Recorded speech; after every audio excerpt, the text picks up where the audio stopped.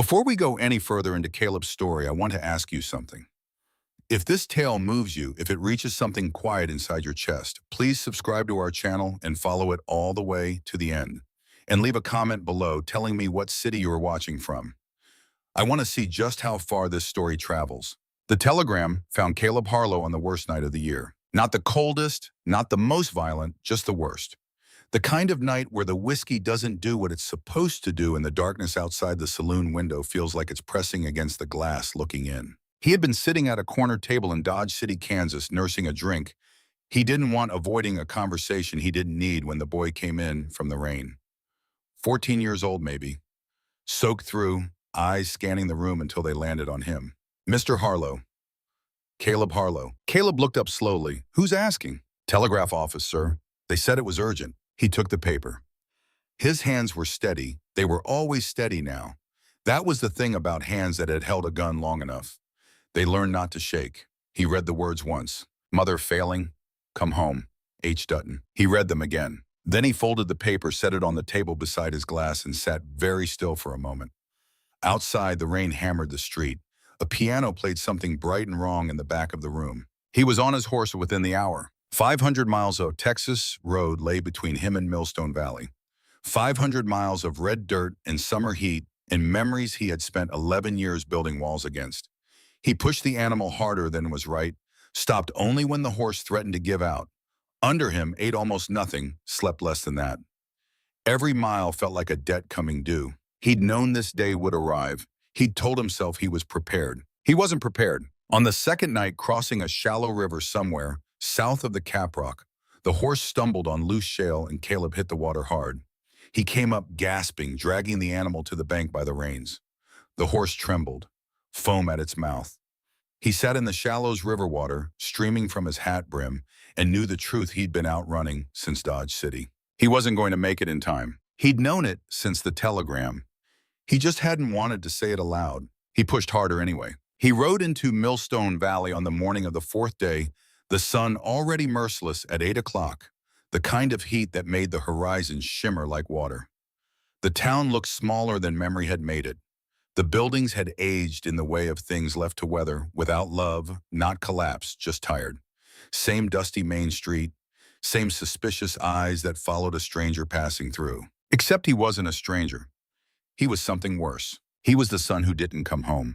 He went straight to the cemetery on the hill east of town without stopping, without speaking to anyone, without allowing himself to think past the next hoofbeat.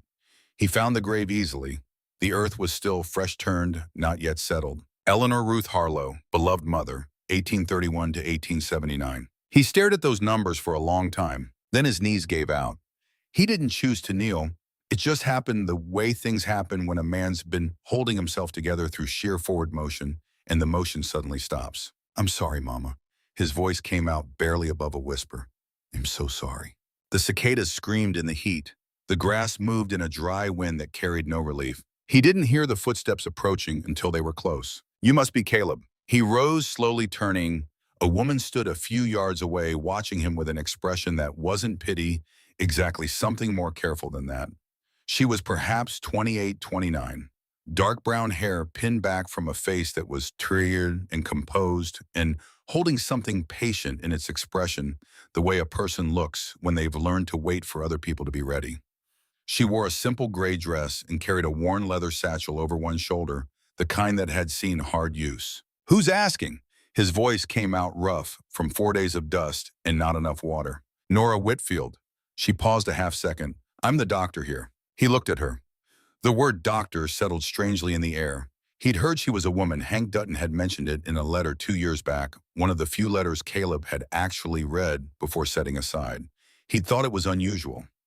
Standing here now looking at her, he thought that unusual wasn't quite the right word. Were you with her? At the end. I was. Nora Whitfield's voice was quiet but direct, the kind of voice that had learned to deliver hard news without flinching. Her heart gave out in her sleep. It was peaceful. She didn't suffer. Caleb turned back to the grave. His jaw was tight. She asked for you, Nora said. Near the end. Not in a reproachful way, just because I think you'd want to know. He didn't answer. He wasn't sure there was an answer. She reached into the satchel at her side and produced an envelope. His name was written on the front, In his mother's careful hand, the penmanship of a woman who'd taught herself to read and write from a Bible and a primer, who'd been proud of every letter she'd formed. The paper trembled slightly in Caleb's grip when he took it. "She made me promise to give it to you personally," Nora said. "I'll leave you alone now. When you're ready, come to the clinic on Main Street. There are things you need to understand about the ranch." She turned and walked away through the tall grass. Caleb watched her go without speaking. He didn't open the letter. Not yet. He wasn't ready. The ranch sat 3 miles outside town down a long valley road that followed the creek.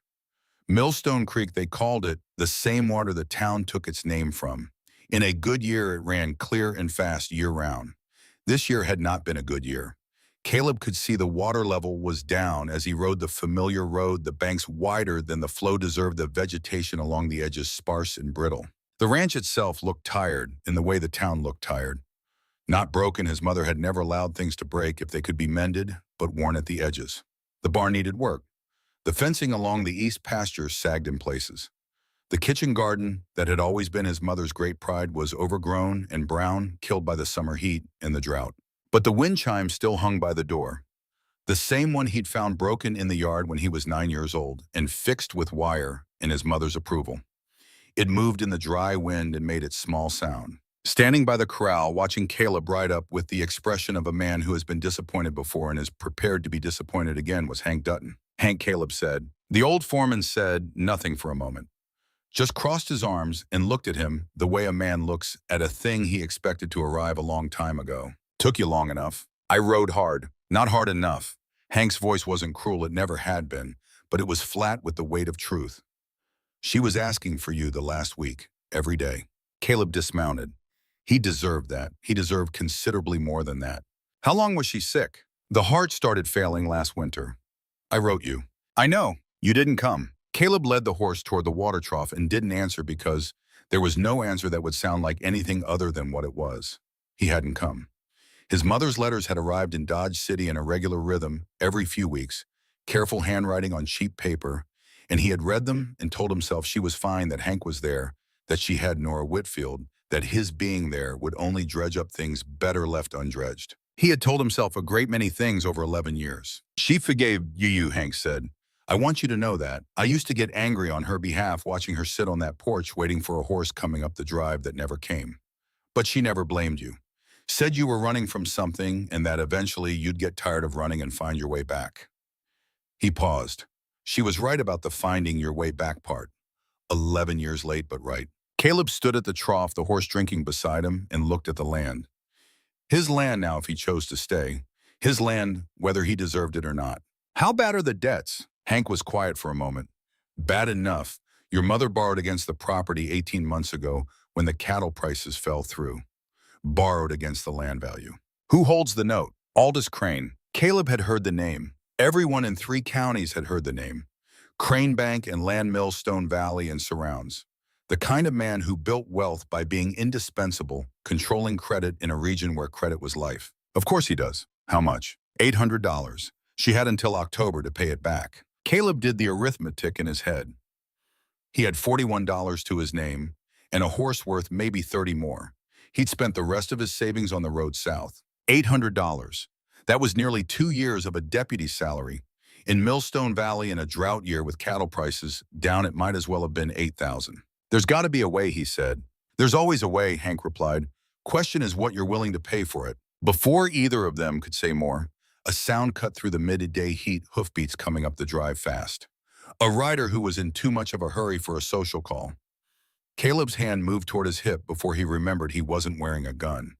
He'd left that life behind in Dodge City, or tried to. The rider was a boy, maybe 15, red-faced and blowing. "Mr. Harlow, Miss Nora sent me. She needs you in town right now." "What's happened?" The boy swallowed.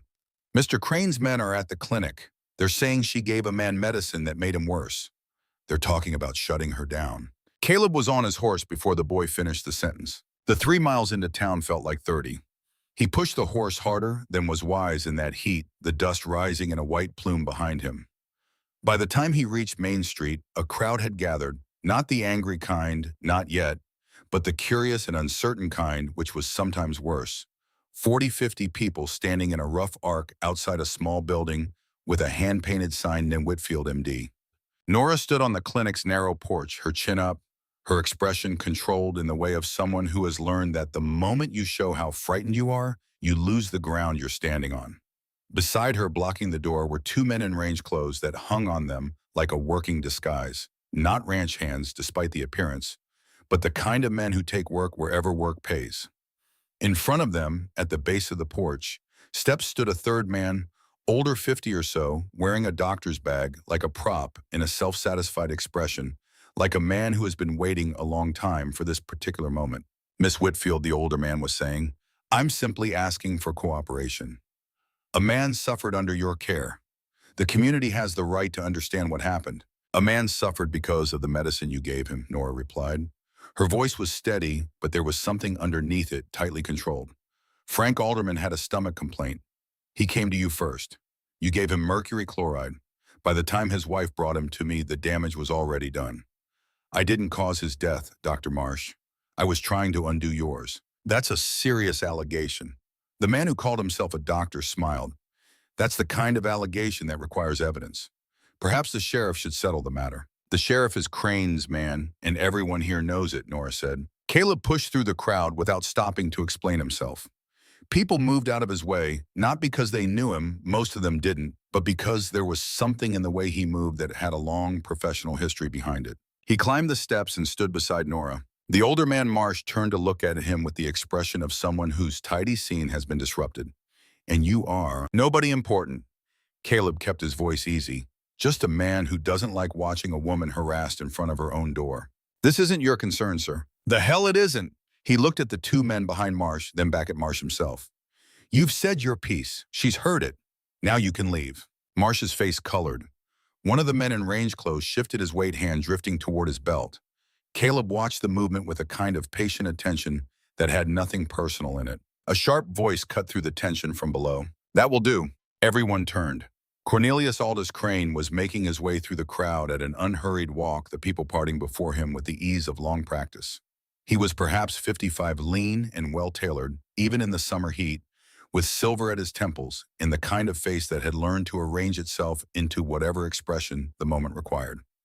He smiled as he reached the porch steps, and the smile was warm and regretful and utterly calculated. Gentlemen, he said to his men, there's no call for this kind of confrontation.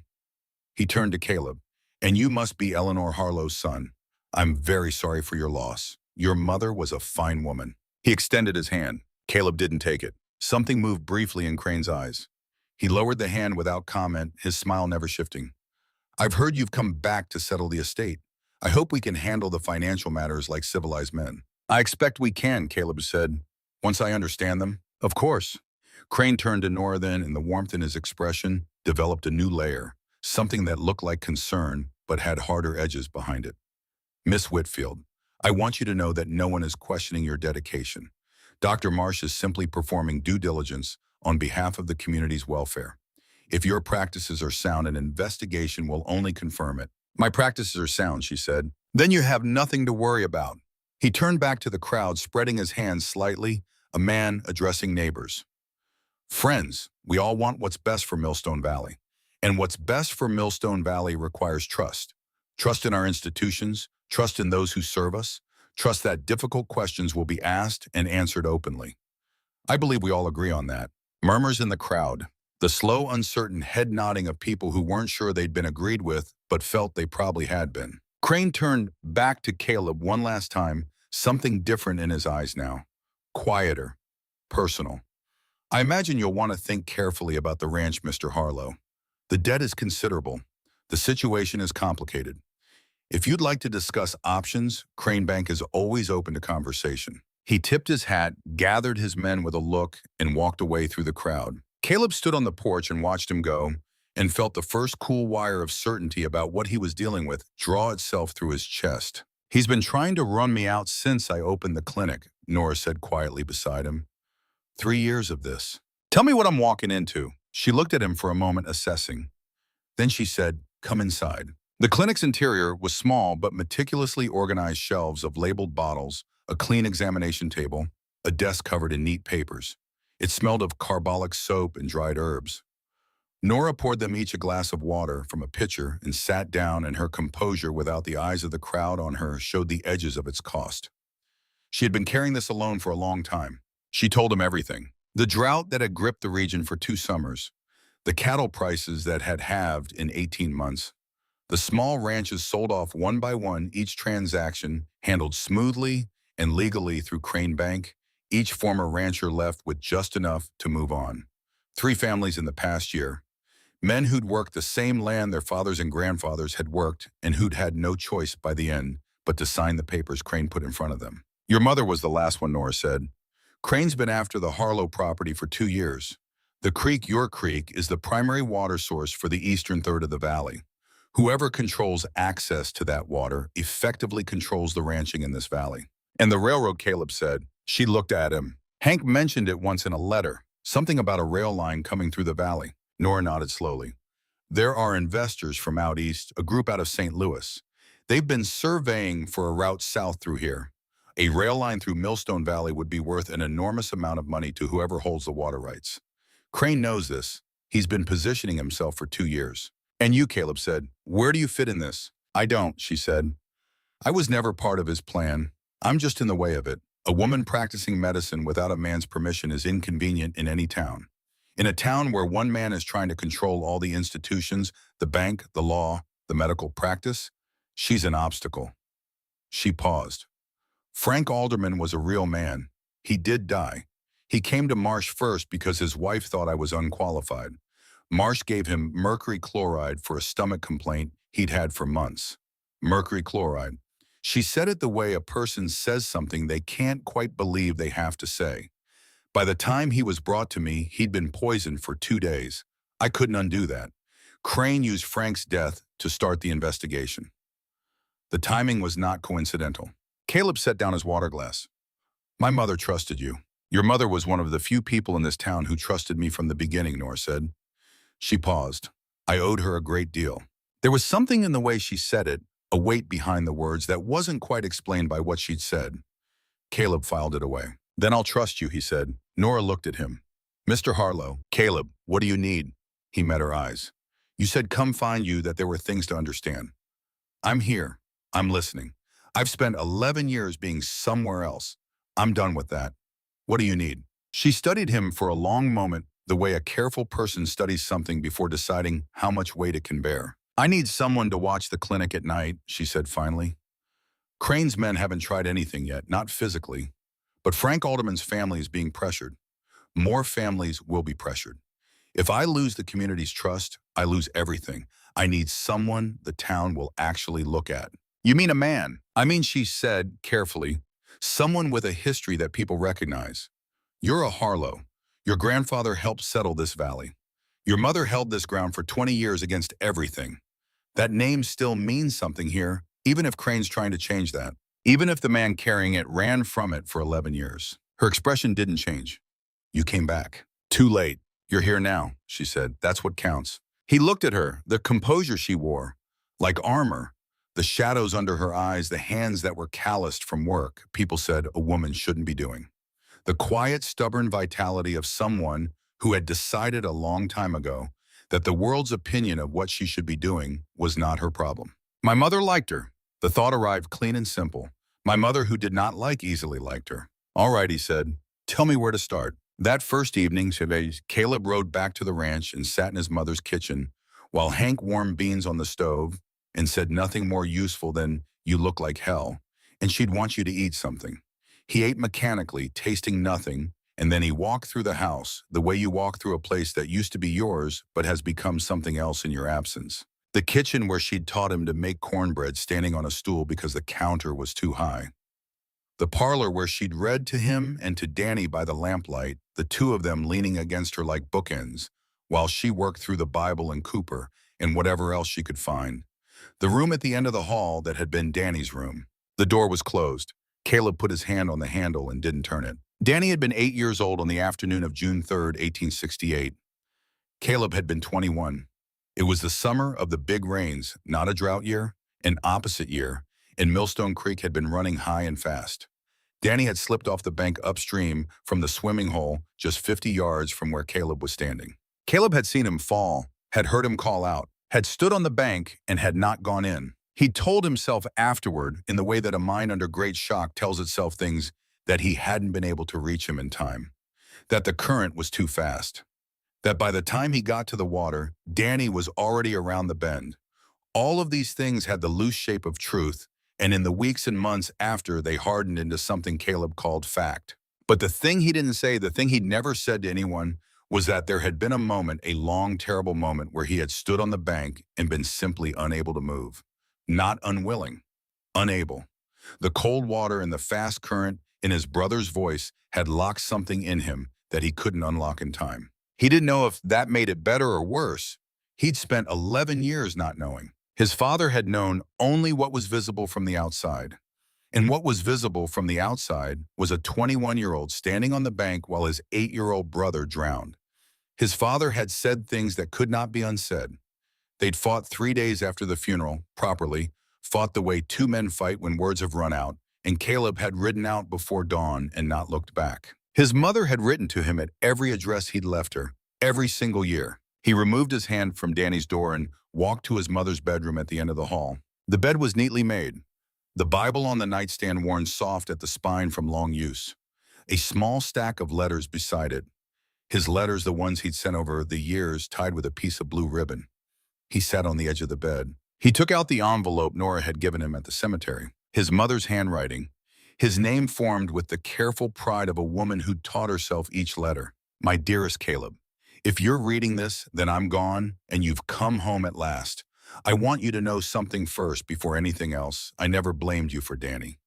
Not once, not for a single day. I know what your father said. I know you believed him because you already believed it yourself, and a hard man's cruelty lands harder when it finds what's already tender. But you were wrong about yourself, Caleb. Whatever happened at that creek, you were 21 years old, and you were afraid, and being afraid is not the same as being guilty. He stopped reading. His hands were shaking. He sat with the letter in his lap for a long time without reading further. The ranch needs you, she had written a bit further down the page.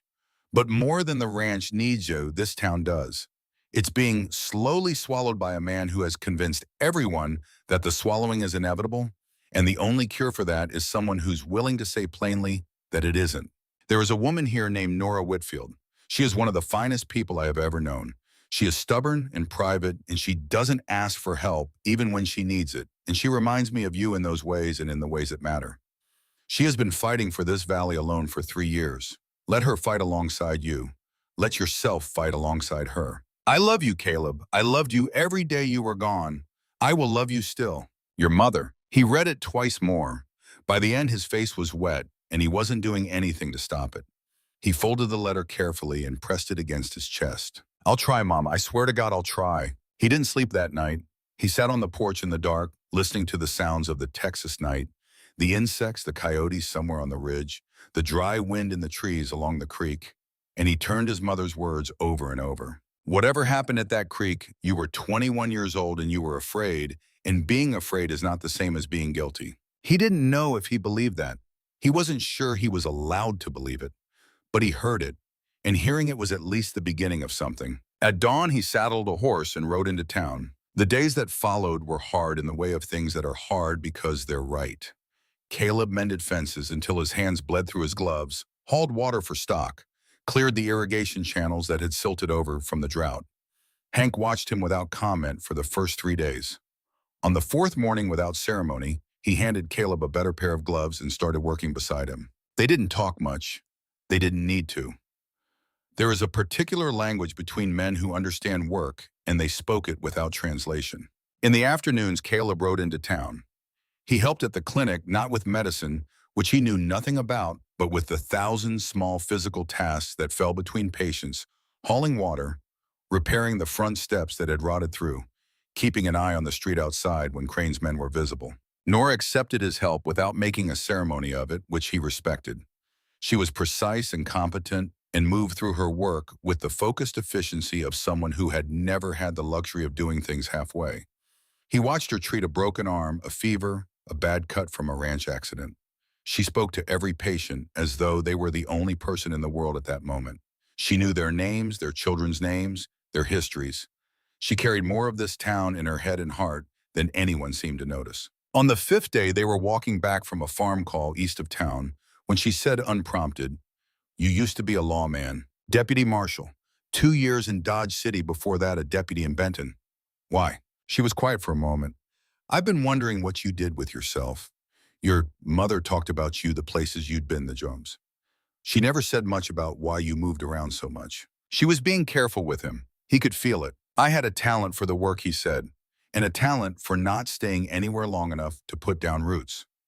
Moving felt safer." Safer than what? He looked at the horizon, then staying somewhere and watching things go wrong. She absorbed this without comment, which he'd come to understand was one of her habits. The willingness to let a silence sit undisturbed, to not fill it with something easy. "There was a bank robbery," he said after a while. "Outside Dodge City. 4 men. I tracked them to a farmhouse." He paused. "There was a boy, 16. He came out of the house shooting. I didn't know his age until after." Nora was quiet. "Found out later his father had dragged him along. He didn't want to be there. He was scared and he panicked and he fired first and I—" Caleb stopped. "I've been carrying that a long time." "What did you do after?" "Turned in my badge. Took work where I could find it. Kept moving." She glanced at him. "That's why you became a marshal in the first place, isn't it? The moving? Each town a clean start." "Maybe," he looked at her. "You sound like you understand it." "I've moved too," she said. "After my father died, he was an army surgeon killed near the end of the war. I spent 2 years going from town to town, studying with whoever would teach me, treating whoever needed treating. It was easier to keep going than to stop somewhere and feel how much I was alone." She said it simply without asking for anything in return. He thought about his mother's letter. "She reminds me of you in those ways." "What made you stop?" "Stop moving and stay here." She was quiet for a moment. "Your mother," she said. "She was the first person in Millstone Valley who opened her door to me without conditions. She said, 'You're the doctor then. Come in.' As simple as that." She paused. "I don't forget that." He didn't say anything. His throat was a bit tight.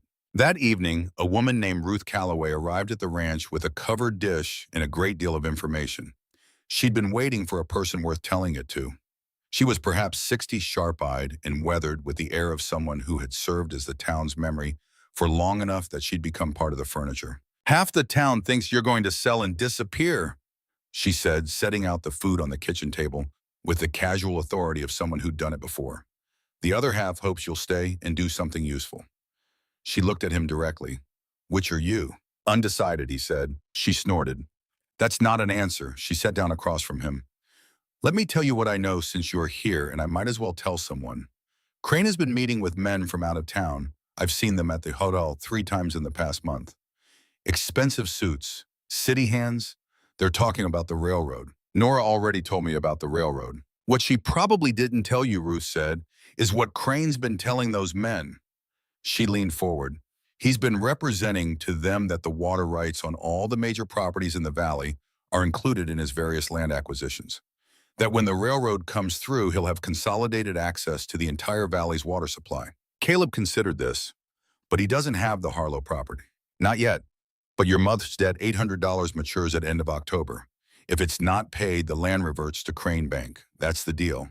And with the land under the terms she was shown, go the water rights." "Were shown," he repeated. Ruth's expression sharpened. "Your mother was a smart woman. Smarter than Crane gave her credit for. She may have been shown one thing and signed another. I don't know, but there are people in this town who might." "Who?" "An old lawyer named Harmon. He drew up the original mortgage. He's retired now. Lives out on Route 4 in a stone house with a great many cats."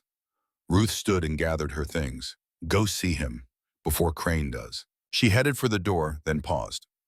"One more thing. The rail investors are supposed to be in town next week for a presentation Crane's putting on. County Hall formal affair, the whole theater." She looked at Caleb steadily. "That would be a significant occasion for someone with something to say it in front of a lot of people." "I'll keep that in mind," he said. She nodded, satisfied, and went out into the evening. Hank came in from the barn and looked at the covered dish on the table. "Mrs. Calloway's venison stew," he said. "How do you know?" "Nobody else in this valley makes it smell like that." He sat down. "What did she want?" "To point me toward someone called Harmon." Hank went still in a particular way. "Who told her you needed pointing?" Caleb looked at him. "She said herself. She's been waiting for someone worth telling." Hank was quiet for a moment. Then Harmon drew up the mortgage, the one your mother signed. He's the only person besides Crane who knows what the actual terms say. And Crane hasn't gone to see him. Hank's expression was complicated. Crane doesn't need to. If the terms say what Crane wants them to say, Harmon's irrelevant. And if they say something else, he stopped. Then Crane would rather Harmon stay quiet and isolated in a stone house with his cats, Caleb finished. More or less, Caleb pushed back from the table and stood. I'll ride out there tomorrow.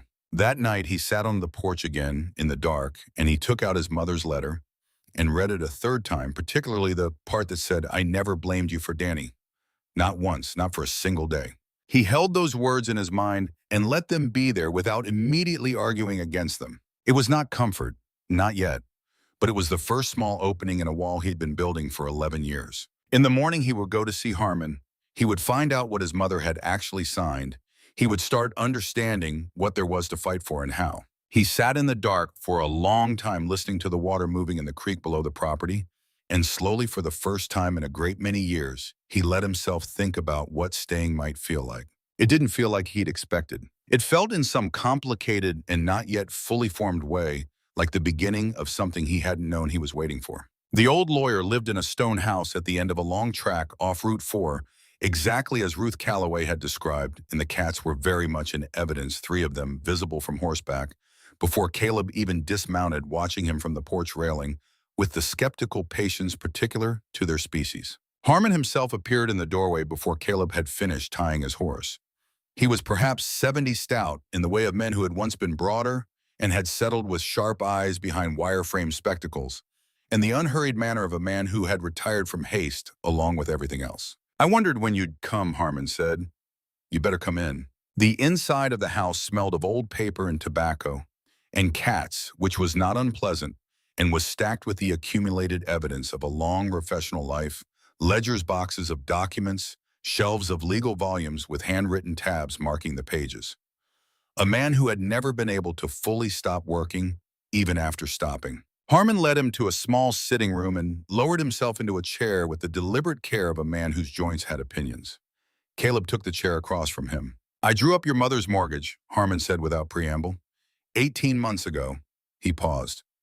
I also drew up the version she actually signed. Caleb went still.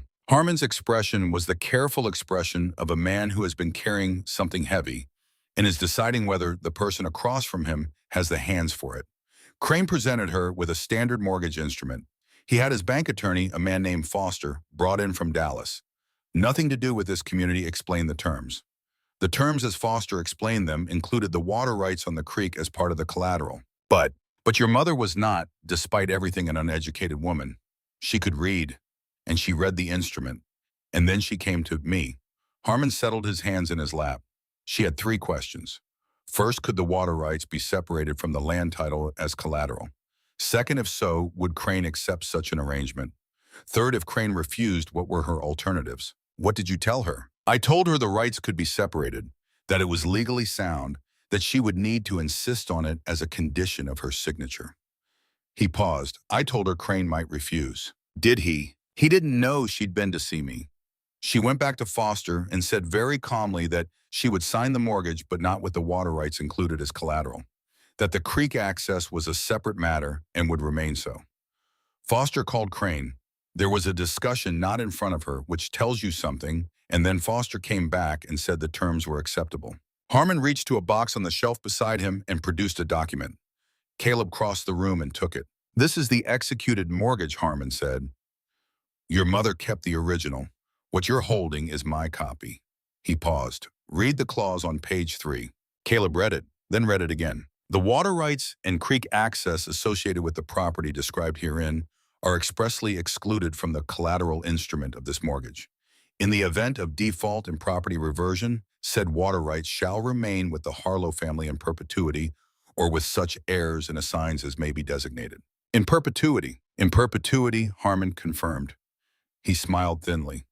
Your mother was a remarkable woman, Mr. Harlow. Crane can have the land if the debt goes unpaid. He cannot have the water, and without the water, his railroad scheme is worthless. He paused. He may not have realized what she'd done, or he may have decided he'd find a way around it later. Does he know you have this copy? He knows I drew up the mortgage. Whether he knows I retained a copy, Harmon shrugged. I've been careful. I don't get many visitors out here. I've been waiting to see who came. Caleb looked at the document. He thought about Nora saying she owed his mother a great deal. He thought about the weight behind the words. Was there anyone else involved in this, he asked, when my mother was negotiating the terms? Harmon was quiet for a moment. Miss Whitfield was present at the second meeting. She had suggested to your mother at some earlier point, I believe, that she consult someone about the terms before signing. Your mother credited her with the idea of separating the water rights, of not simply trusting what she'd been told. Harmon looked at him. Miss Whitfield had some experience with Crane's methods by that point. She'd seen what had happened to the Delaney family and the Pruitt family. She knew what he was after. He paused. She's been watching him for a long time. Caleb folded the copy of the mortgage carefully and put it inside his coat. Thank you. Be careful, Harmon said. If Crane suspects someone's been talking to me, he'll act. He's been patient because he thought he had time.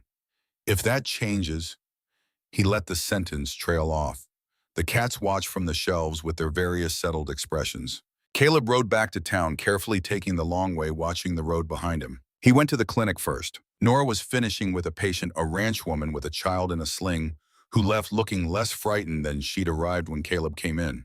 She looked up, read something in his face, and waited until the door closed. You went to see Harmon, she said. He produced the document. She read it. He watched the sequence of expressions move across her face, recognition, relief, something more complicated that took a moment to settle. Then she set the paper down and said nothing for a moment. My mother had help with this, he said. He kept his voice level. You suggested she ask about separating the water rights. She met his eyes. I knew what Crane was after. Your mother knew it too after a while. She was a quick study. I just suggested she not let herself be rushed. There's more, Caleb said. Hank told me the debt came due because of 2 bad winters. My mother borrowed against the land because she had no other option. That's right. He looked at her. The mortgage was for $800. The loan originated through Crane Bank arranged by Foster. But the actual note, who holds the note, Nora? She was quiet. Who guaranteed the loan, he said. The silence stretched for 3 seconds. 5. She looked away briefly, which was the first time he'd seen her look away from a direct question. It doesn't matter, she said. It does matter. He kept his voice even. Because if someone used their own money to back a loan for my mother, someone who'd saved 3 years of doctoring fees in a town that paid in trade, half the time I want to know about it. She stood up from her chair and moved to the window, looking at the street. Your mother was the first person in this town who didn't treat me like something to be tolerated. She opened her door on the first day I arrived. She told her neighbors I was competent before I'd had the chance to prove it. She brought food when I forgot to eat. She sat with me 2 nights running when I had a difficult case and couldn't sleep for worrying. She paused. She was kind to me without reason, and I've never been able to pay that back. When I found out about the mortgage terms, what Foster had told her, what she was about to sign, she used your savings to guarantee the note. They were Nora's words, and she didn't say them, and the silence said them for her. Caleb looked at her back, at the straight line of her shoulders and the set of her jaw, and the composure she wore like armor over something that was underneath it, still soft enough to be hurt. Why didn't you tell me, he said. Because it wasn't done to get anything back, she said, and I didn't want it to seem like it was. He thought about this. A woman who had spent 3 years alone in a town that needed her and didn't fully welcome her, who had scraped together what she had and put it at risk to protect a woman who'd been kind to her and who hadn't said a word about it to the woman's son when he arrived. He didn't say what he felt about that. He wasn't sure yet what he felt about it or how to say it, even if he were. He said, how much did you put in? $400. Half the debt. She turned back from the window. Your mother would have paid it back. She would have found a way. She ran out of time. Nora looked at him with something very steady in her eyes. Yes, she said. She did. They stood in the clinic in the late afternoon light, and Caleb thought my mother saw something in this woman that she thought I needed to see too. And whatever my mother saw, it wasn't wrong. What he said aloud was, I'm going to pay you back. You don't owe me. I know I don't. He met her eyes. I'm going to pay you back anyway. She started to argue and then didn't, which was a form of wisdom he was beginning to associate with her. The rail investors arrived in Millstone Valley on a Wednesday, 4 days before the county hall presentation. 2 men from St. Louis, accompanied by a junior representative named Harrison Cole, who seemed unlike his principals to have a conscience that was still in working order. Caleb found out about them through Ruth, who found out about everything through a combination of being everywhere and asking questions that seemed idle but weren't. Harrison Cole was staying at the hotel and had asked the front desk clerk as a casual aside whether there was anything interesting to see in the surrounding valley. The clerk had mentioned the creek and the old Harlow property. Caleb rode to the hotel that evening. Cole was a man of about 35, sandy-haired and watchful in the way of someone who had spent enough time around powerful men to develop an independent sense of judgment. He looked at Caleb across the hotel lobby with the expression of a man who knew what was coming, but wasn't sure whether to be relieved or cautious about it. "You're the Harlow son," Cole said. "How'd you know?" "You look like someone with something to say and a limited number of days to say it." He gestured toward the dining room. "Buy you a drink." They sat in a corner away from the other guests, and Caleb laid it out plainly. The water rights, the mortgage clause, the copy Harmon had kept, the fact that Crane had represented to the investors that the water access was included in his land acquisitions when it was not. Cole listened without interrupting. He was the kind of man who listened all the way through before speaking, which Caleb respected. "If what you're telling me is accurate," Cole said when Caleb had finished, "then Crane has been misrepresenting the terms of this deal from the beginning." "He has." Cole turned his glass slowly on the table. "The principals, my employers, are serious men who do not enjoy being deceived." He looked up. "I can't promise you anything. I can tell you that if you can present this document at the county hall event before the deal is signed, it will complicate things considerably." "Crane won't let me near the podium." "He won't be able to stop the conversation," Cole said. "Not if it happens in public in front of people who have a stake in the outcome." He paused. "I'll tell you this, the railroad needs the water. Whoever controls the water legitimately is worth more to us than someone who controls it through a misrepresentation. That's not sentiment, it's business." Caleb folded the copy back into his coat. "I'll be there Thursday." Cole nodded. "Bring the document." He didn't tell Nora about the meeting right away. He told Hank, who listened with the focused attention of a man calculating odds, and said, "You've got one play, and you've got to make it count." "That's all I ever had," Caleb said. Hank looked at him for a moment. "Your grandfather played poker the same way," he said. "One hand, one bet, put everything on the table." He was right more often than not. "I'll try to maintain the family average." The morning before the county hall event, something else happened. Caleb was at the clinic he'd taken to, arriving early before Nora's first patients to handle the tasks that needed doing before the day started when a man came to the back door. Not a patient. He knocked the way people knock when they don't want to be seen knocking. The man was about 50 broad through the shoulders with hands that had spent decades at a forge. Walter Briggs, the blacksmith. Caleb had seen him around town, had spoken to him once briefly. He stood in the back doorway with an expression that a person develops when they have been deciding something for a long time and have finally decided. "I need to talk to somebody," Walt said. "About Crane." "Come in," Caleb said. Walt sat at the table in the clinic's back room and turned his hat in his hands for a moment. Then he looked up. "3 months ago, I was coming back from a supply trip east of town. Late evening, nearly dark." He paused. "I saw Crane's men at the Delaney place, the old place after the Delaneys left. I saw them with lamps and kerosene." He stopped. "Next morning, the barn burned down." "The Delaney barn, and everything in it," Walt said.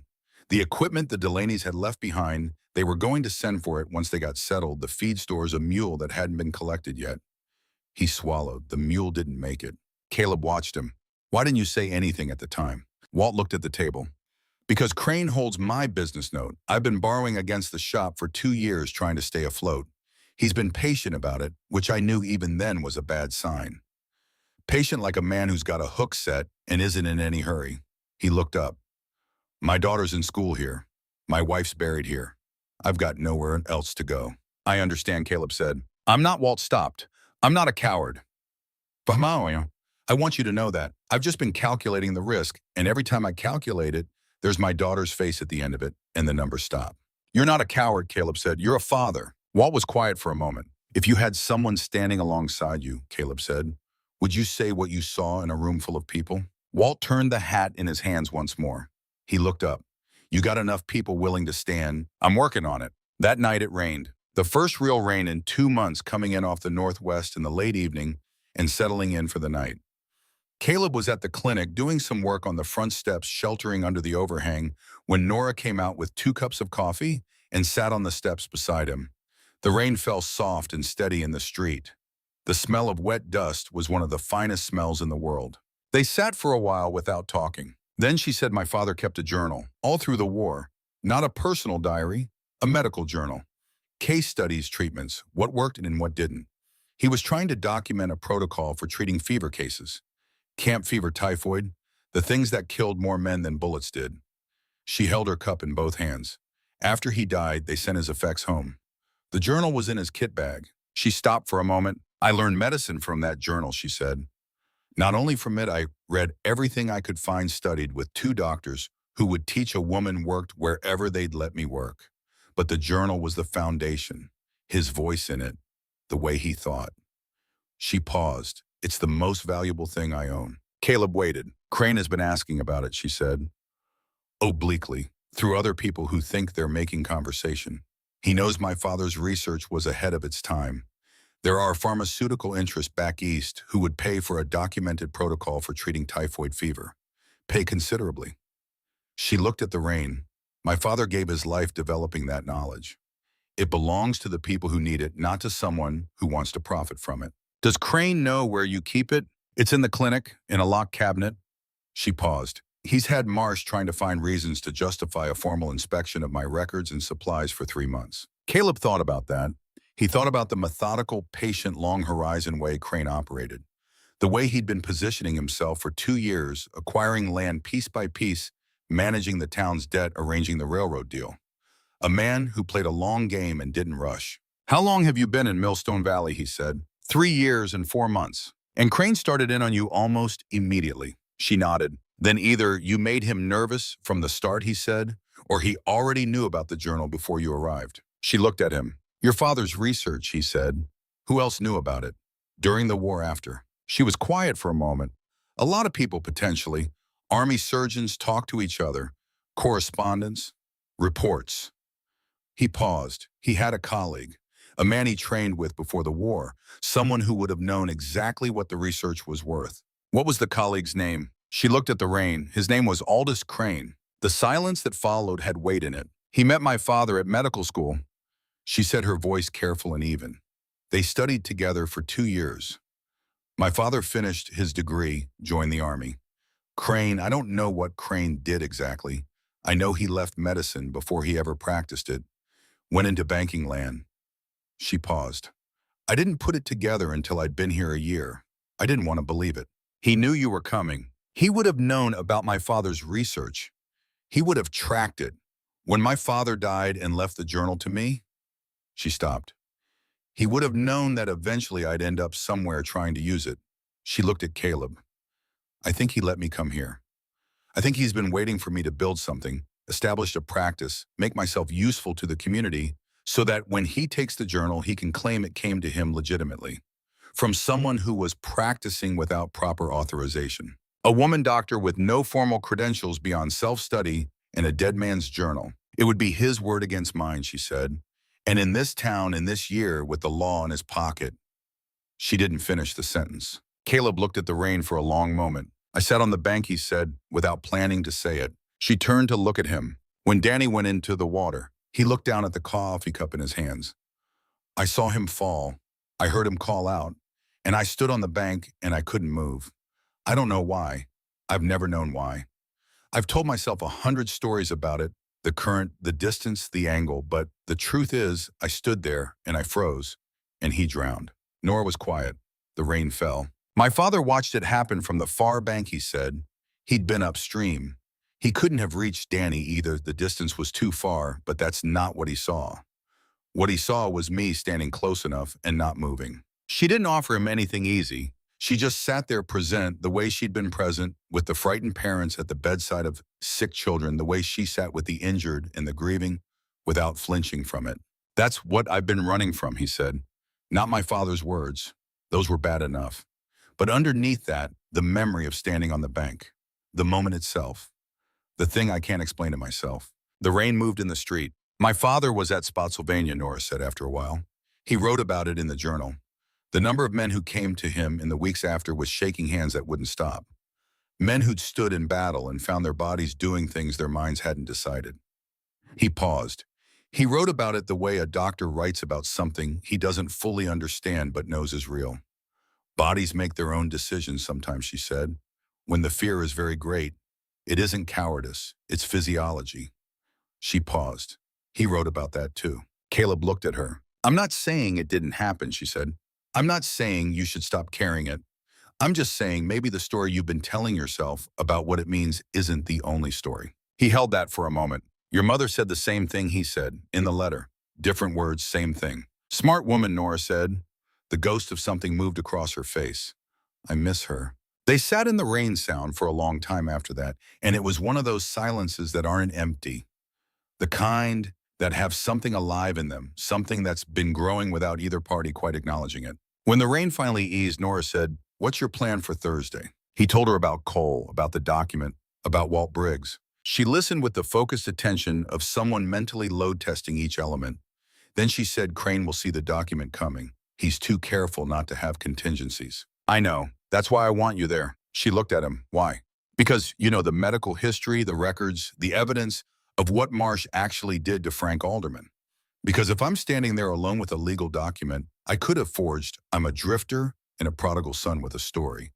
But if you're there with your medical records and your professional testimony, he paused. You're the continuity. You've been here 3 years. You watched what Crane did to this valley. She thought about this. My records are in the clinic, she said. We move them tonight, he said, before anything else happens. They moved the records that night, the files, the medical logs, the journal. Caleb carried boxes while Nora organized them, both of them working in the lamplight, with the easy coordination of people who had figured out how to work alongside each other. The journal went into Caleb's saddlebag at the ranch, locked in the desk his mother had used for 20 years. The next morning, Walt Briggs' forge was broken into. Caleb heard about it from the boy who ran messages for the livery. Arrived at Walt's shop to find the big man standing in front of his shattered front window with his arms crossed and his jaw tight and his daughter beside him. They took some tools, Walt said. Didn't bother me to my face. Just let me know they'd been here. Did you tell the sheriff? Walt's expression answered that. Caleb looked at the daughter. She was perhaps 10 with her father's broad face and her mother's eyes watching the street with a steadiness that shouldn't have had to be in a 10-year-old's expression. Thursday, he said to Walt, you'll be there. Walt looked at him for a long time, then at his daughter, and then back at Caleb. Yeah, he said, I'll be there. On the evening before the county hall presentation, Crane paid a visit to the ranch. Caleb was on the porch when the carriage came up the drive. Hank appeared from the barn with unhurried deliberateness and stood in the yard, his hands at his sides, which was Hank's way of being visibly present without being aggressive. Caleb stayed on the porch. Crane descended from the carriage with his usual unruffled ease and walked to the porch steps. He was dressed for evening, a good coat, silver watch chain, and wore the expression of a man making a social call.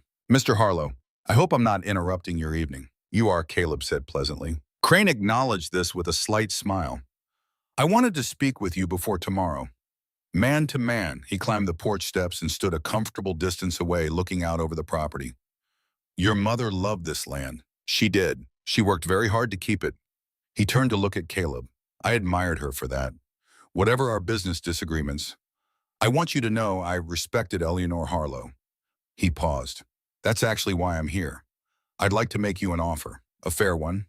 The debt forgiven, all $800, clear title to the house, and a 50-acre parcel around it. The rest of the land transfers to me at market rate, water rights included. I don't believe the water rights are yours to purchase, Caleb said. Something moved in Crane's eyes, very briefly. Then the composed surface settled back. I understand there's been some confusion about the terms of the mortgage. No confusion, Caleb said. Clarity, actually. Crane looked at him for a moment. He was good at reading people. He'd made a career of it, and Caleb watched him register the fact that the person across from him had been in the same business in different ways for a long time. You're going to make this difficult, Crane said. I'm going to make it honest, Caleb replied. There's a difference. Crane's smile didn't waver, but the warmth went out of it. You've been talking to people, Mr. Harlow, old lawyers with long memories, blacksmiths with inconvenient stories, young women with their father's papers. He paused. These are not the allies you want when you're trying to stabilize a situation. What situation would that be? The situation, Crane said quietly, where you are, a man with a complicated past, a debt you can't pay, and a property you've been absent from for 11 years. He paused. And I am a man who has been here working, building, serving this community for the last 20 years. He let that settle. Tomorrow's presentation is an opportunity for the valley, for the railroad, for growth that benefits everyone. He stepped back. I'd encourage you to think carefully about whose interests you are actually serving by interfering with it. He descended the steps, walked to his carriage, and departed without hurry. Hank came to stand beside Caleb on the porch. What did he want? To find out how much I know, Caleb said. Did he find out? Probably, Caleb said. He's smart. He knows I know. Now he knows I know he knows. He looked out at the drive, which means tonight he's going to decide how to get ahead of it. What does that mean for tomorrow? It means we get to the county hall early, he said, and we don't let anything happen to the document or to Nora before we get there. Hank nodded slowly. He was quiet for a moment. Then your grandfather, the night before he made the play that kept this land in the family, the first time, you know what he said? What? He said a man who's scared of everything is dangerous. A man who's scared of the right thing is useful. Caleb looked at him. You scared of the right thing, Hank asked. Caleb thought about Danny, about the boy in Kansas, about standing on the bank and watching things go wrong, about all the years of keeping moving so he wouldn't have to stay somewhere long enough for staying to be tested. Yeah, he said. I think so.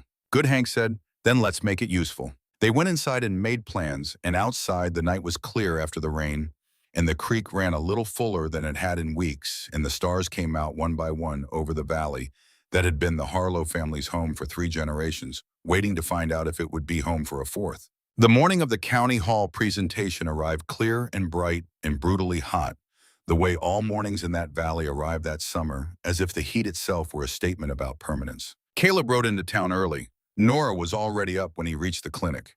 She hadn't slept well. He could see it in her face, though she carried it the way she carried most things, with the composure of someone who had decided that composure was non-negotiable. She had her satchel packed and her records organized, and her father's journal somewhere secure.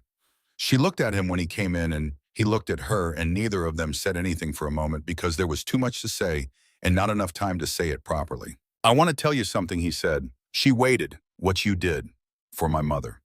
He stopped, turned his hat in his hands once. There aren't words that fit what that was.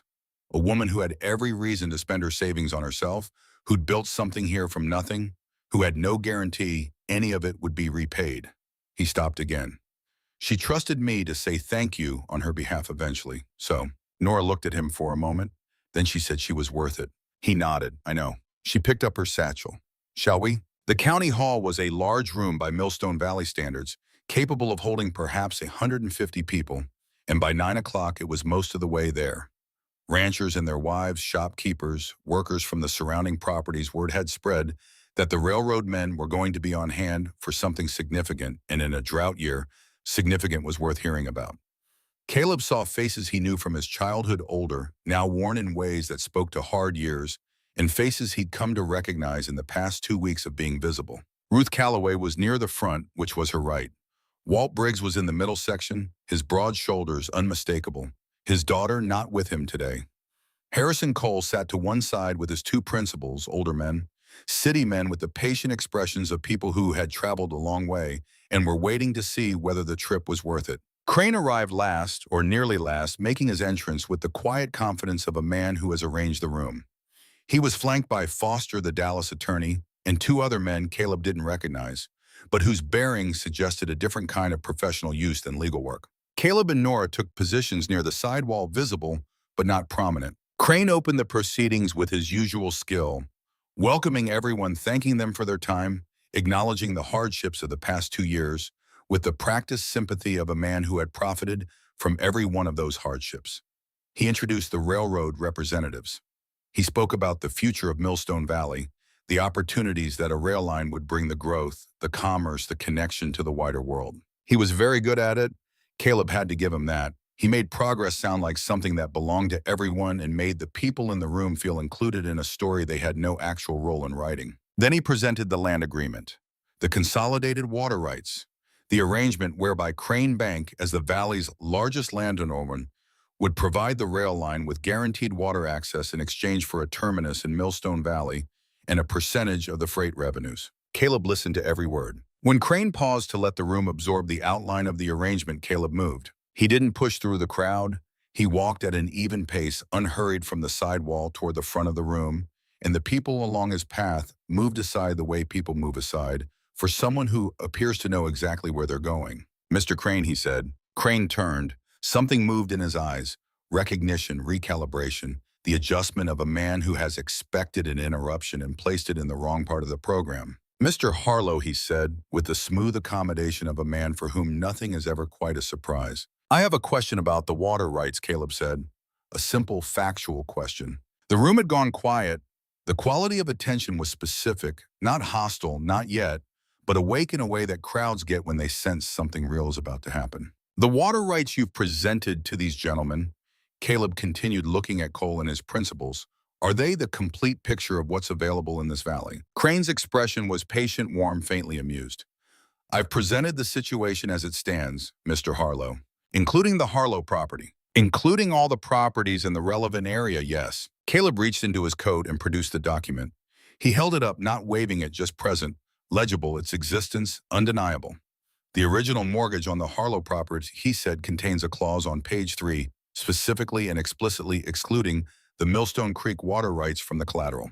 In the event of default, the land may revert to Crane Bank. The water rights do not. They remain with the Harlow family. He paused. I'd be happy to let any of these gentlemen read the relevant language directly. The room was very quiet. Crane's smile had not changed, but something beneath it had a very small shift, like the first movement of ice under pressure.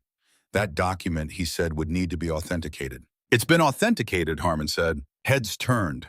The old lawyer was in the back of the room. Caleb hadn't seen him come in. He made his way forward with deliberate care, two cats conspicuously not with him. I drew up that instrument, Harmon said as he reached the front of the room, and I retained a copy as is standard practice. The clause Mr. Harlow is describing is exactly as he describes it. It was a condition of signature. Mr. Crane was made aware of it through his representative before the instrument was executed. He paused, looking at Crane with an expression that had nothing warm in it. It was not an oversight. Cole's principal, the older of the two men from St. Louis, a man named Caldwell, who had said almost nothing all morning, leaned forward. What does this mean? Practically, he asked, to no one in particular. It means, Caleb said, that the consolidation Mr. Crane has represented to you is incomplete. The water access on the eastern section of the valley, the primary access the one-year route surveys will confirm, is most critical for a southern terminus is not Crane's to offer. He paused. It's mine. Caldwell looked at him for a long moment, then at Crane. Crane's face was absolutely controlled. But the room had changed. The people in the room had changed. Caleb could feel it, the shift that happens when a community that has been slowly convinced it has no options suddenly glimpses that it might. Walt Briggs stood up from the middle of the room. There's something else, Walt said. His voice was steady. I have something to say about the Delaney property fire. And so it began. What followed was not an orderly process. It was the kind of thing that happens when a dam gives way. Not all at once, but in sequence, each breach making the next one easier. Walt told what he'd seen.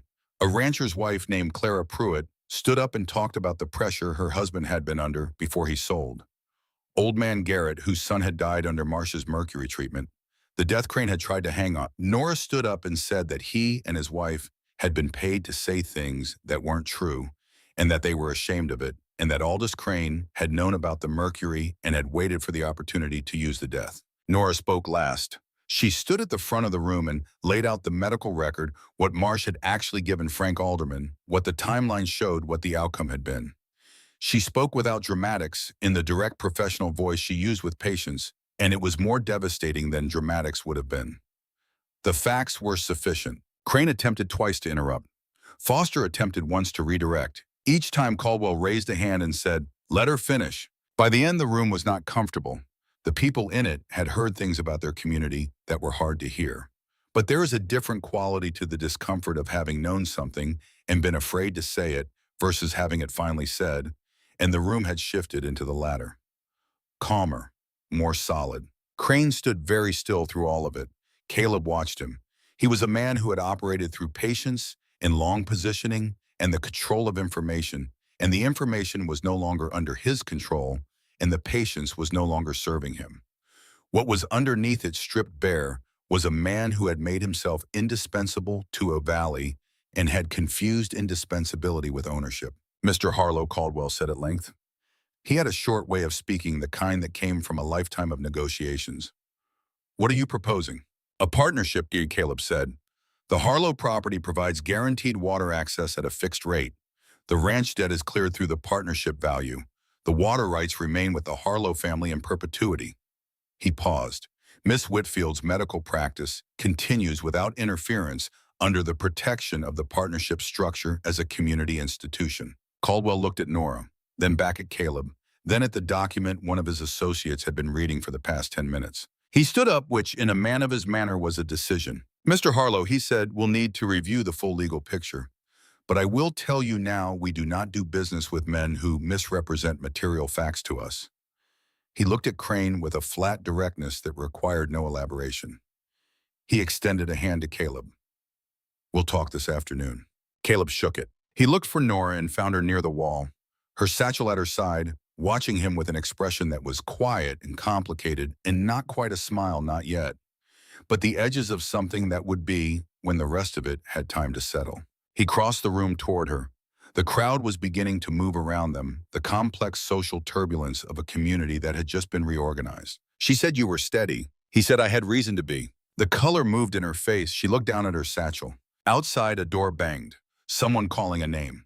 The ordinary sounds of a day continuing, despite everything it had just contained. They walked out into the midday heat together, and the valley lay around them in the hard, bright light, and for the first time in as long as Caleb could remember, the future looked less like something he was running toward and more like something he was standing in. The meeting with Caldwell lasted 3 hours and took place in the back room of the hotel with the doors closed and a man Caleb didn't recognize standing in the hallway outside, which was Caldwell's way of ensuring that what happened in the room stayed in the room until he decided otherwise. Harrison Cole was there.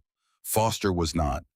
Crane had, with the unhurried dignity of a man who had not yet accepted what had happened, excused himself from the proceedings shortly after the county hall presentation ended. Caleb had watched him go. He'd expected rage, had prepared for it.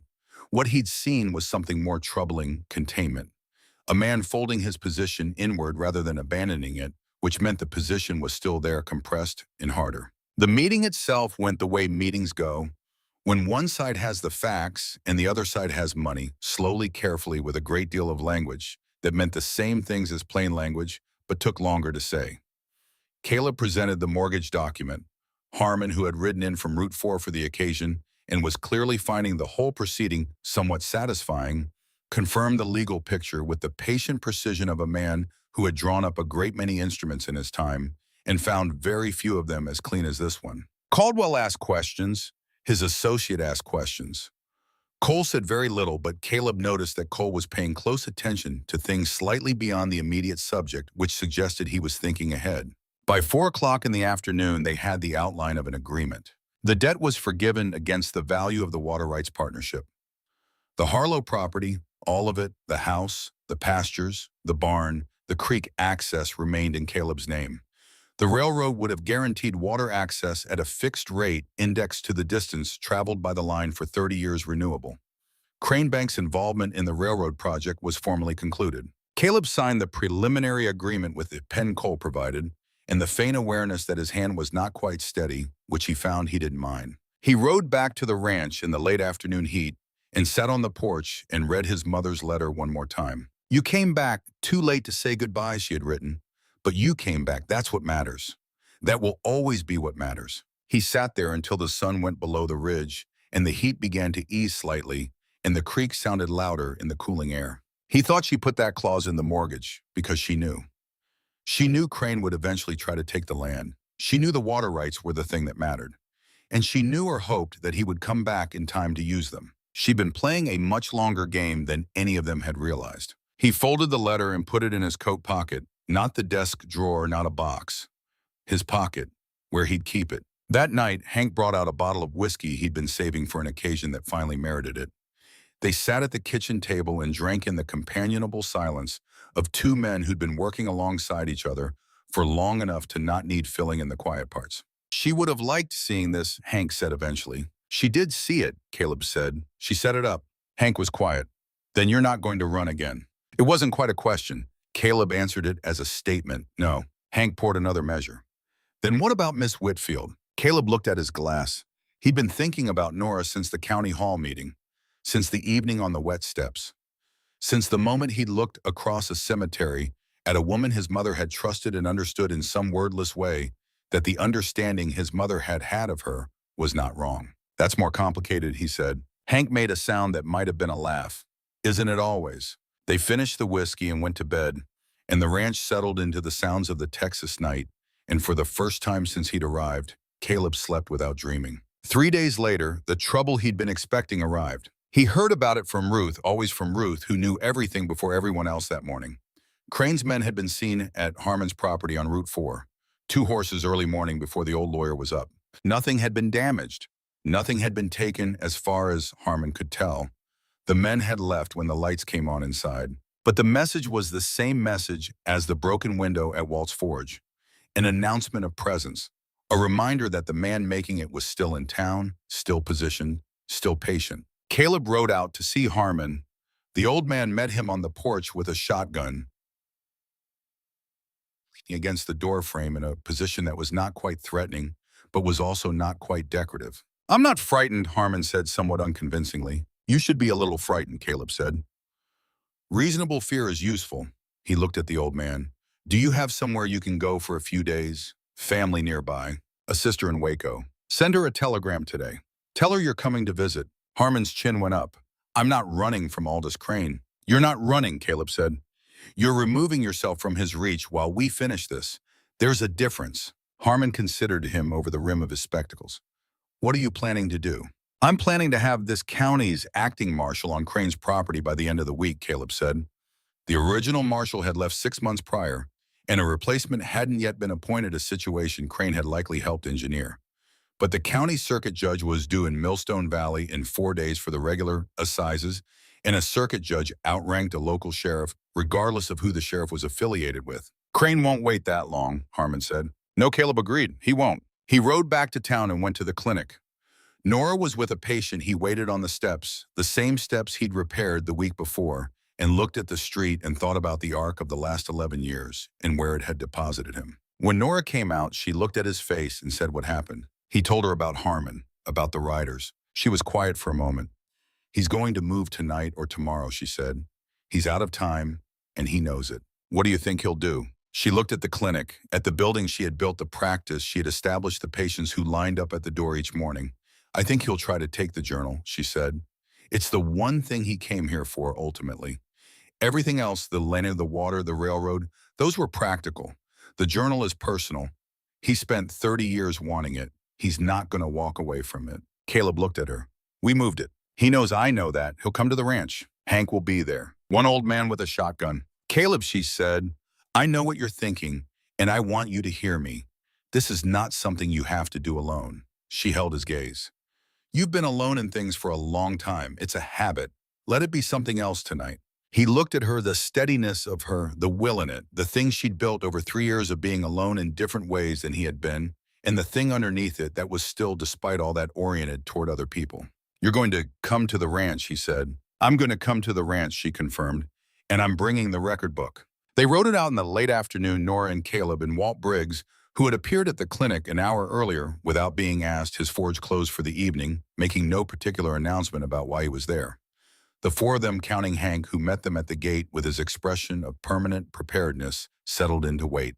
The creek ran below the property, quieter than in a good year, but still there. The last light went orange and then pink over the western ridge. The wind chime by the door made its small sound. They came at midnight. Not Crane himself, not at first. 4 men moving in from the east along the creek road, quiet and purposeful. They didn't try the house first. They went to the barn, which was where Caleb had known they'd go if they believed the journal was hidden on the property. He watched them from the darkness of the porch, counting. 4 men, 2 had lamps. He stepped off the porch. "That's private property you're standing on," he said. And he said it in the voice he'd developed over 2 years as a marshal, the voice that had the full weight of professional experience behind it, the voice that didn't need to be loud because it had never needed to be.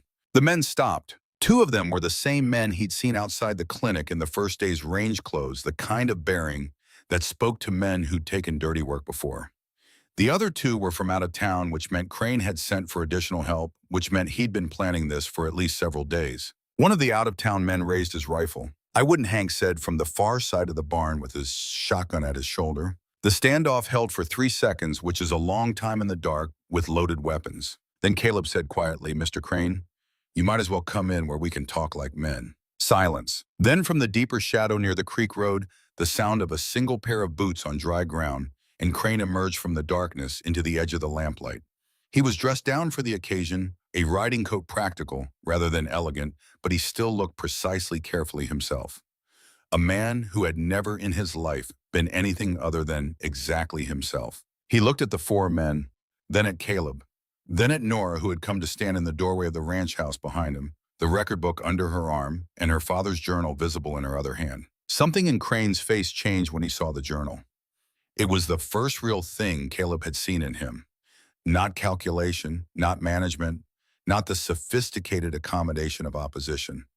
Something personal, something that had been a long time coming. "That's my father's work," Nora said. She walked forward until she was standing beside Caleb, the journal held against her chest. He spent his life on it. He believed knowledge was a common possession, that what medicine learned belonged to the people who needed it. She paused. "You've known that since you were 20 years old and studying alongside him." She held his gaze. "Did you think about that? When you spent 30 years trying to take it?" Crane was quiet for a moment. "Your father," he said, "finally was a brilliant man." He paused. "And he gave everything he had to a cause and died and left his family with nothing but a notebook." He said it without cruelty, but also without regret. "That's not how I intend to die." "No one's asking you to die for anything," Caleb said. "Just to stop taking what isn't yours. The property reverts, not the water. You know that. You've known it since she signed." Crane looked at him, then at Nora, then at the journal. Something shifted in his face, not surrender, not remorse, but the particular quality of a man who has been very committed to a course of action for a very long time, and has finally arrived at the moment where he has to decide whether to carry it through or let it go. A man standing on a bank in the dark, counting the distance. Caleb knew something about that. The rifle went down, then the other rifle, then the lamps were set on the ground. Crane looked at the journal one more time, then without a word, he turned and walked back toward the creek road, and his men fell in behind him and they disappeared into the darkness the way they'd come. The circuit judge arrived in Millstone Valley 2 days later, as scheduled. Walt Briggs's testimony, formal written witness, was waiting for him, along with the medical record, the mortgage document, and a sworn statement from the Garrett family. Crane's attorney, Foster, had left town the previous day, which was its own kind of statement. Caleb sat in the back of the courtroom and listened to it all, and felt not triumph exactly, but the particular quality of something long bent finally straightening. Crane was held over for trial in the county seat. The sheriff, finding his primary patron suddenly absent, discovered a previously unknown flexibility in his civic commitments. 2 of Crane's men took deals in exchange for testimony. Walt Briggs' daughter was in school the next Monday morning, as if nothing had ever threatened to change it. The creek kept running. In the weeks that followed, Caleb worked the ranch in the early mornings and helped at the clinic in the afternoons. And the rhythm of it became something he stopped noticing, which meant it had become ordinary, which was a thing he hadn't felt in a very long time. He visited his mother's grave every Sunday. He brought wildflowers when he could find them along the creek road and told her about the week. He told her about the partnership with Caldwell and the first correspondence from the railroad engineers about the route south and the way the pastures were coming back with the end of the drought. He told her about Hank, who was talking about staying on through next year, which was the first time in Caleb's memory that Hank had talked about next year as something that applied to him. He talked to her about Nora. He told her that the woman she'd called a gift reminded him daily of what she herself had been, steady and direct and generous in ways she didn't announce. He told her about the night on the clinic steps in the rain, about the way Nora had sat beside him when he told her about Danny and hadn't offered him anything false. He told her about the county hall presentation and the weight of Harmon's document in his coat pocket and how it had felt to stand in front of that room and say a true thing plainly and watch it land. He told her that he understood now what she had been trying to do when she'd written Nora's name in the letter. She'd been trying to give them both something, a direction, a reason that was larger than either of them individually. 2 people who had learned to function in isolation being pointed at each other by a woman who had seen clearly what they couldn't see about themselves. He stood at the grave one Sunday morning in late August and said aloud to the headstone and the sky and the dry grass moving around it, "You were right, Mama. You were right about all of it." The breeze stirred the wildflowers he'd laid there. It wasn't an answer. He didn't need one. One morning in early September, with the first faint cooling in the air that suggested Texas had noticed that summer could not last forever, Caleb rode to the clinic at his usual time and found it locked. A note on the door in Nora's handwriting at the creek. Back by 9. He rode down to the creek. She was sitting on the east bank, shoes off her feet in the water that was running cleaner and fuller than it had in a year. She had a book open in her lap, her father's journal, but she wasn't reading it. She was watching the water. She heard him ride up and looked over her shoulder, and the expression on her face was the expression of someone who had been alone with their thoughts and has been found by exactly the right person. He tied his horse and sat down on the bank beside her. They were quiet for a moment, the water moving between the stones and the morning light coming through the cottonwoods in the long slanted way it comes in early September. I read the section about camp fever last night, she said. The protocol he developed. She paused. Caldwell's associate, the one who handles the medical research investment arm, he's coming next week. I'm going to present it to him. What do you want to do with it? She thought for a moment. Train other doctors, she said. Document it properly. Make it available. Not sell it, make it available. She looked at the journal. That's what he would have wanted. He nodded. She looked at him sideways. You've been patient, she said. Patient with me. She looked back at the water. I know what I am. I know I'm not easy to. She stopped. I've lived alone with my work for a long time. It becomes a habit, not letting things in. I understand habits, he said. She looked at him. Yes, I know you do. They sat in the sound of the water for a moment. I've been thinking, he said carefully, about what it means to stay somewhere. Not just not leaving, but actually staying.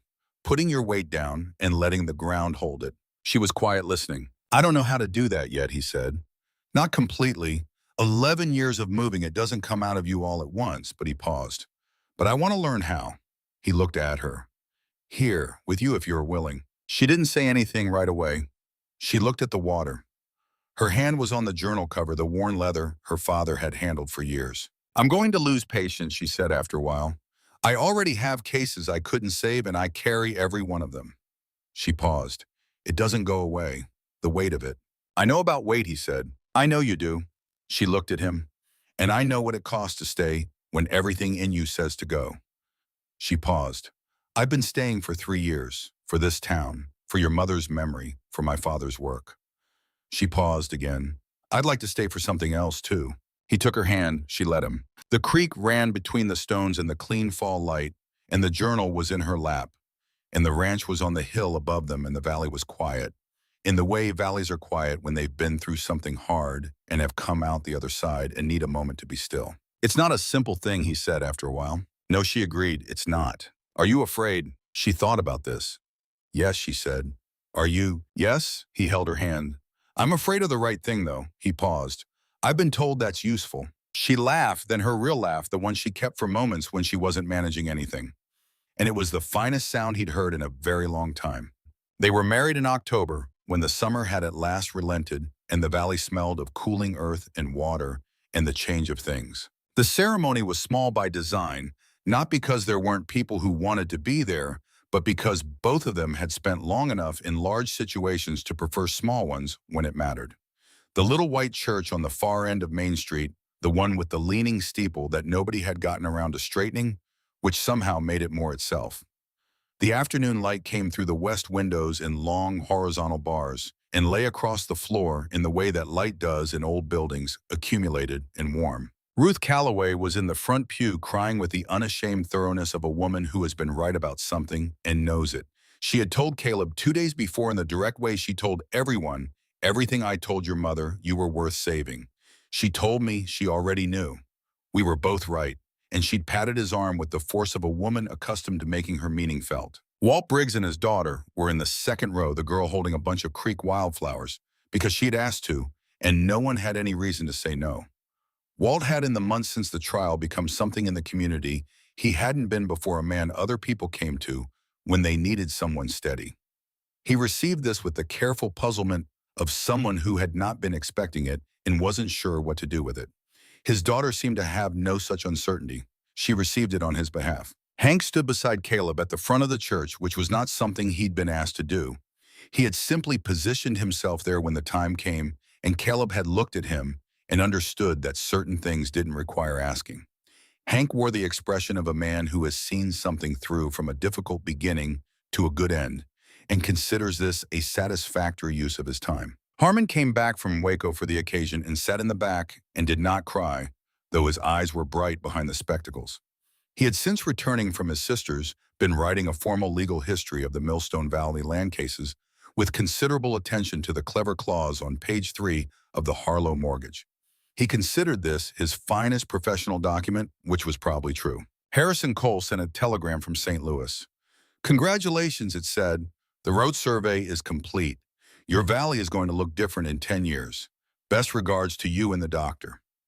Caleb read it at breakfast and folded it and put it next to his mother's letter in the inside pocket of his coat, where he kept things that mattered. Nora wore her mother's ring and addressed the color of creek water in good light, that particular shade that is not quite blue and not quite green, but something that belongs to water specifically, and her hair was down.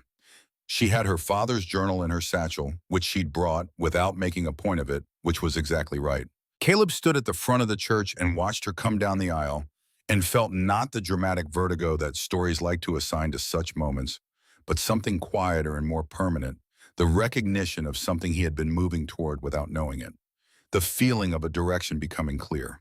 When the Reverend asked if he was ready, he said, "I've been ready my whole life. I just needed to stop long enough to find out." The Reverend, who had been in Millstone Valley for 30 years and had married a great many couples and buried a great many more, smiled at this with the expression of a man who has heard a great deal and knows the difference between what people say when they mean it and when they don't.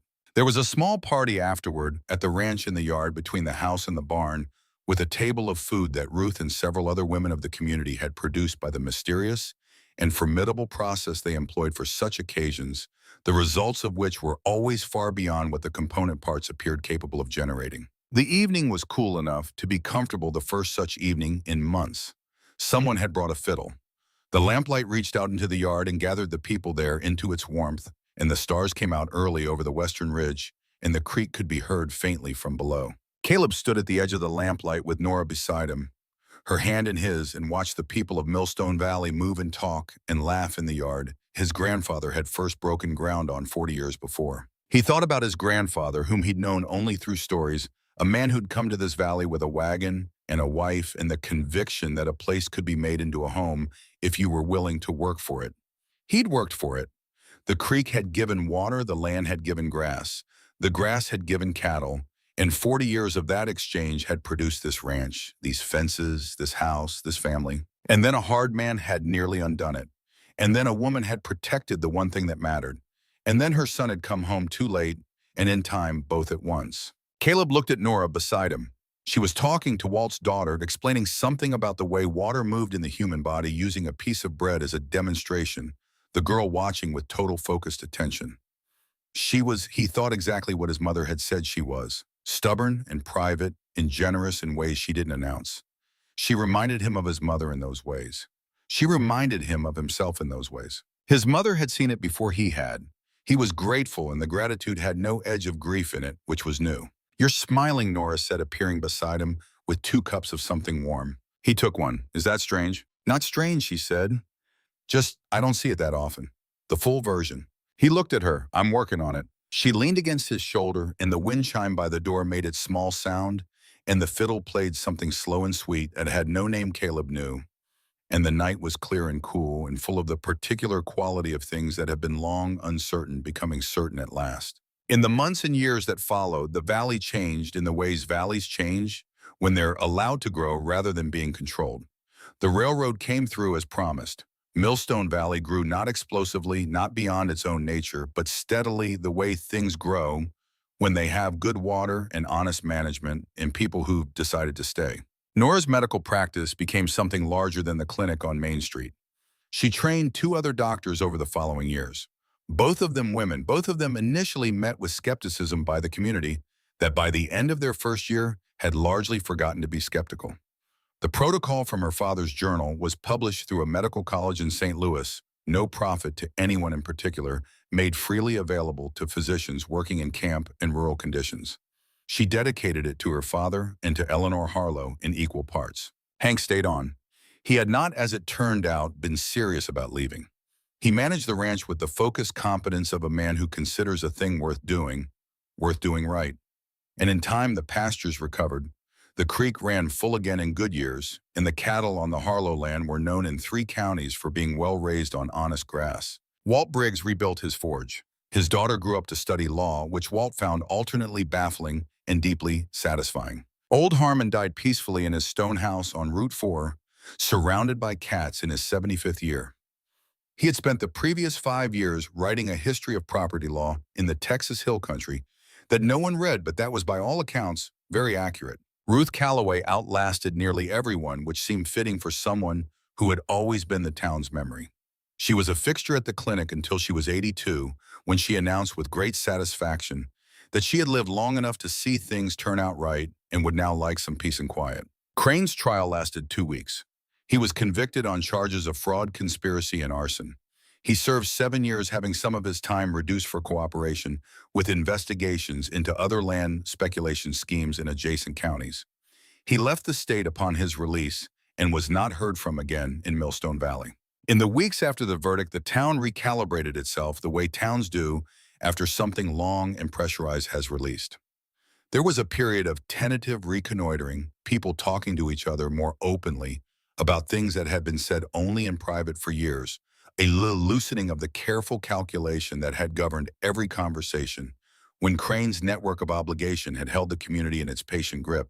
Ruth Calloway organized a meal at the community hall, not a celebration exactly, but a gathering of the kind that serves as acknowledgement. People brought food and sat together and talked about the drought and the recovery and the railroad and what the valley might look like in 5 years. Caleb sat at a table with Nora and Hank and Walt Briggs and his daughter and looked around the room at the faces of people who had spent 2 years afraid and were beginning carefully to stop. He felt the peculiar mixture of belonging and foreignness that a person feels when they have been away a long time and returned to something that has changed in their absence and must be relearned. He was not quite the same as these people. 11 years was a real distance, but he was not a stranger either. He was something in between a man who had come home. The distinction mattered. It was not the same as never having left, but it was real. Walt's daughter sat beside Nora and asked her 3 questions about medicine in succession with the relentless curiosity of a child who has identified an expert and intends to use the opportunity fully. Nora answered each one with the same serious attention she gave adults, and the girl's face had the expression of someone whose expectations have been exceeded. Walt watched this exchange with the complicated pride of a father who has just seen his daughter begin to understand what she might become. Hank ate steadily and said very little and seemed entirely at ease, which was his natural condition, and which Caleb had stopped taking for granted. On a morning in late October of the following year, Caleb was out at the east pasture mending fence, a task that needed doing perpetually in the way of fences on working land, when he heard Nora's voice calling him from the direction of the house. He left the tools where they were and walked back. She was standing on the porch, the wind chime moving gently beside her in the fall air. The valley was all gold and brown around her, the creek catching the morning light below. She looked at him when he reached the porch. She put her hand against her stomach. He went very still. Her eyes were bright. She was smiling the smile she kept for things she hadn't let herself want until they arrived. He crossed the porch and took her face in both hands and looked at her. This woman who had stayed when she could have left, who had fought when most people around her had bent, who had taken his mother's kindness and multiplied it out into the world in the form of medicine and honesty and an unrelenting refusal to be diminished. He kissed her forehead, then he held her carefully the way you hold things that are irreplaceable. "We're going to have a child," she said against his shoulder. He couldn't speak for a moment. He stood on the porch of his mother's house in his grandfather's valley with this woman he had found by riding home too late and being afraid of the right things at last. And he was not for the first time since he was 21 years old afraid. "We're going to be fine," he said. He pulled back to look at her. "We're going to be more than fine." She smiled. "How do you know?" "Because I'm done running," he said. "And it turns out staying is the braver thing." He took her hand and they stood together on the porch looking out at the valley and the gold morning light. And the creek ran below them and the wind chime made its small and permanent sound, and it was enough. It was more than enough. It was everything. If this story reached something in you, if you found yourself hoping for Caleb and Nora, willing them forward through the hardest parts, please leave a comment below telling me what city or country you are watching from. I want to see how far this story has traveled. And subscribe so you'll be here for the next one.